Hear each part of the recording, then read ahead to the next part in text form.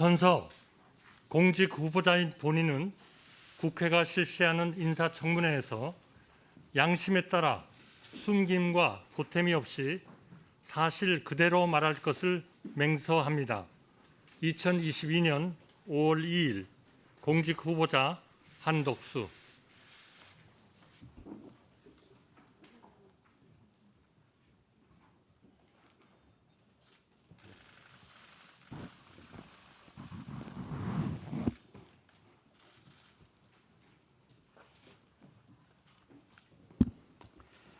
다음은 후보자의 모두 발언을 듣도록 하겠습니다. 후보자께서는 발언대로 나오셔서 인사해 주시고 모두 발언을 해 주시기 바랍니다.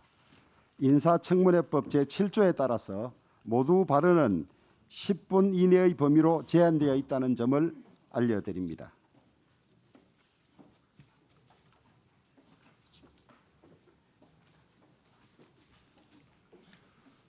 존경하는 인사청문특별위원회 주호영 위원장님, 그리고 위원님 여러분, 바쁘신 의정활동 중에도 인사청문회를 위해서 수고를 아끼지 않으신 위원장님과 위원님 여러분께 깊은 감사의 말씀을 드립니다.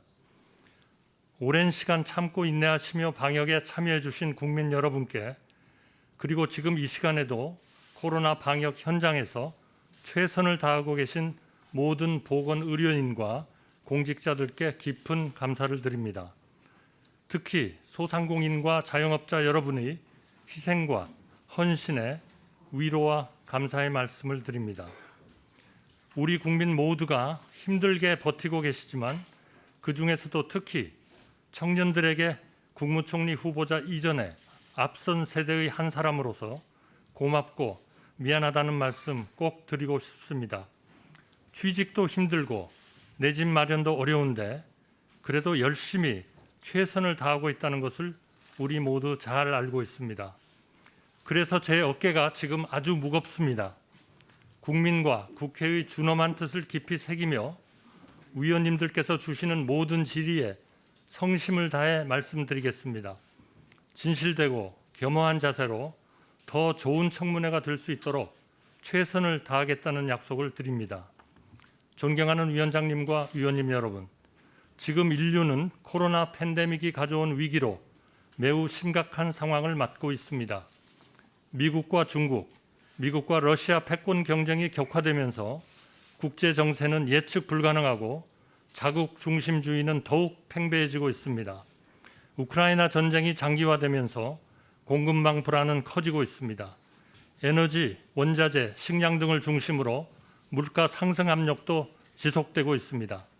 특히 최근에는 환율 급등, 선진국들의 공격적인 금리 인상 등 우리 경제를 둘러싼 대외 여건의 불확실성이 한층 더 높아지고 있습니다. 연이은 북한의 미사일 발사로 고유의 지정학적 리스크도 점점 커지고 있습니다. 국내적으로 전통 산업은 성장의 벽에 가로막혀 있고 새로운 미래 성장 동력은 쉽사리 찾지 못하고 있습니다. 잠재 성장률도 점점 하락하고 있습니다. 이러한 가운데 양극화와 불평등, 불공정, 고령화와 저출산, 청년 문제 같은 절박한 과제들이 쌓여 있습니다. 또한 세대 간, 성별 간, 이념 간 갈등이 심화되고 있습니다. 무엇보다 코로나19와의 전쟁이 아직 끝나지 않았습니다. 한치도 방심해서는 안 되는 심각한 상황입니다. 국내외의 불안과 역경에 선제적으로 대처해야 합니다. 먼저 코로나를 이겨서 일상으로의 회복을 앞당겨야 합니다. 현 정부가 국민의 생명과 안전을 보호하기 위해서 그동안 최선의 노력을 다해왔다고 생각합니다만 코로나는 아직 끝나지 않았습니다. 우리 경제의 재도약을 위한 기틀을 닦고 4차 산업혁명 시대를 선도해야 합니다. 경제 안보 시대도 철저하게 대비해야 합니다. 전 지구적 기후위기에 적극 대응하고 탄소 중립을 성공적으로 실현해야 합니다. 우리 사회의 다양한 갈등을 해소하고 국민 통합을 이루어야 합니다. 존경하는 위원장님과 위원님 여러분, 저는 1970년 공직 생활을 시작해서 정파를 뛰어넘어 오로지 국가와 국민만을 보고 달려왔습니다. 경제기획원과 상공부, 특허청을 거치고 국민의 정부에서는 외교통상부 통상교섭본부장으로, 그리고 경제수석으로 참여정부에서는 재정경제부 장관과 국무총리로 일하며 국정 전반에 대한 폭넓은 지식을 쌓고 균형 잡힌 시각을 갖추기 위해 노력했습니다. OECD 대사와 주미 대사를 역임하며 국제사회의 경쟁을 치열하게 경험하고 전문성을 키웠습니다. OECD 가입을 추진하고 한미 FTA 체결 과정에서 미국 중앙정부 및 26개 주 53개 지방도시를 직접 방문해서 설득한 끝에 미 의회의 비준을 성공으로 이끌었던 일들은 지금도 저희 보람으로 기억하고 있습니다.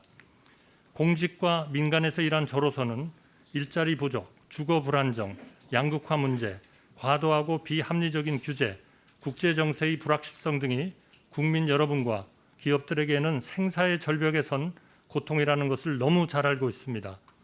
제게 국무총리라는 막중한 소임이 주어진다면 저의 역량과 경험을 살려서 국가와 국민들께 온 힘을 기울여 문제 해결에尽力하겠습니다. 우리 앞에 놓인 도전을 하나하나 이겨내고 국민 통합과 협치로 부강한 나라, 새로운 대한민국을 만들어 나가겠습니다. 사회 각 분야의 다양한 목소리에 귀를 기울이고 모든 정책에 대해 국회와 진정성 있게 협의하고 조율하면서 추진해 나가겠습니다. 서민 경제 안정을 최우선 과제로 삼아 모든 정책 수단을 총동원하겠습니다. 무엇보다 물가 불안 요인을 조기에 차단하고 시장 구조의 개선도 함께 해나가겠습니다. 규제의 틀도 새롭게 바꾸겠습니다. 규제가 만들어진 사회적 목적을 수용하면서도 개인과 기업의 혁신과 창의성을 살릴 수 있는 방안을 도출하겠습니다. 이를 통해 모든 경제 주체들이 공정한 환경에서 자유롭게 경쟁할 수 있는 사회를 만들겠습니다. 기업 활동에 큰 부담을 주는 덩어리 규제는 과감하게 걷어내고 신산업 분야의 혁신을 뒷받침하여 새로운 성장 동력도 마련하겠습니다. 시장 경제 기능이 제대로 작동되고 민간의 자유와 창의가 제대로 발휘되도록 하겠습니다.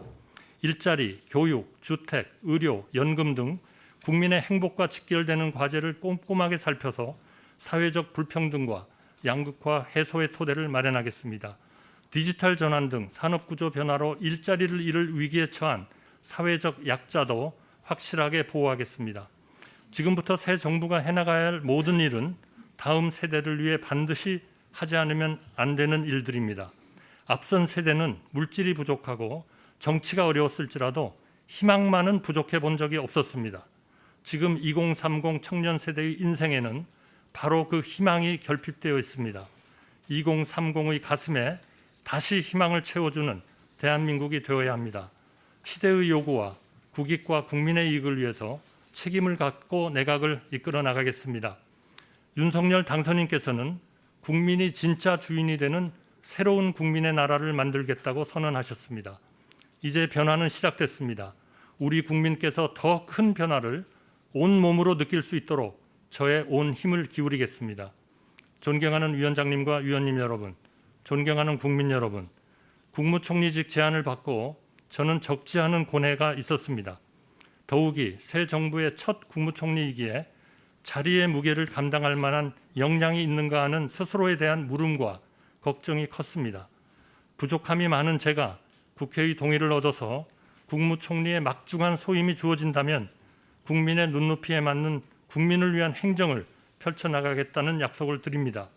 대한민국의 역사에서 빠른 한 걸음보다 깊이 있는 발자국을 남기는 국무총리가 될 수 있도록 최선을 다하겠습니다. 인사청문회를 준비해 주신 주호영 위원장님과 위원님 여러분께 거듭 감사의 말씀을 드립니다.